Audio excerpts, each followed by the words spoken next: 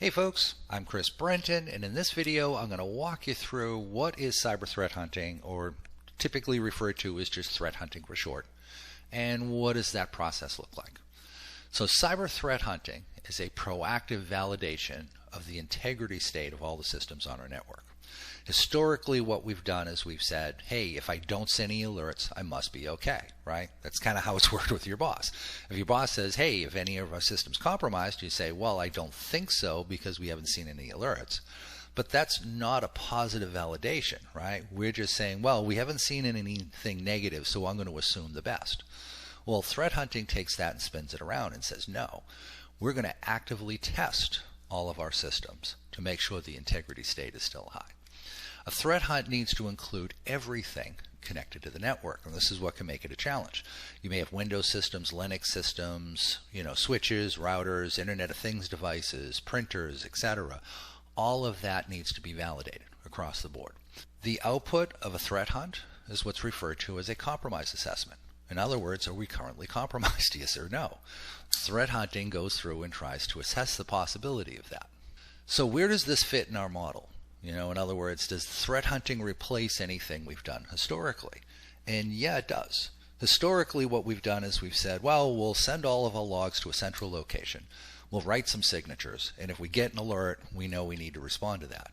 And of course, that doesn't work. We never get logs from everything. Signatures only catch things that we've known about in the past. Attackers are constantly changing what they're doing. Thus why we're doing threat hunting now. Thus why we're doing that positive validation, is to check our integrity state.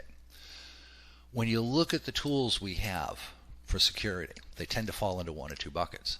They're protection based. These are the things we do to try and keep the bad people out. Or they're response based. This is what we do once we know the attacker's in. The gap we've had, and it's typically a 6-month gap, is how do I figure out when my protections have failed and I need to go into incident response mode? And I said, typically that is a gap of about 6 months. For 6 months, they've been on our network before we figure it out. Threat hunting attempts to reduce that time as much as possible. So rather than 6 months, maybe we're responding in days, or even better, possibly within hours. One of the traits of threat hunting is that it should be undetectable.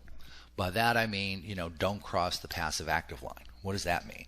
Well, that means that if I'm reviewing logs in my centralized logging system, or if I'm looking at traffic on the network, those are passive functions. If I have an attacker on a system, they're not going to be privy to the fact that I'm doing any of that type of an evaluation. Now imagine I'm looking at a system and I say, it looks a little suspicious. I need to identify the processes running on it, and I want to do a dump a RAM and all these other things. In other words, I want to go hands-on keyboard. Well, as soon as we go hands-on keyboard, if an attacker owns that system, they may detect that activity. They may identify we're onto them. They may change what they're doing on our network. So we need to be very careful in crossing that line into doing something that could be detected by the attacker, even if it's something that we think is benign as isolating the system.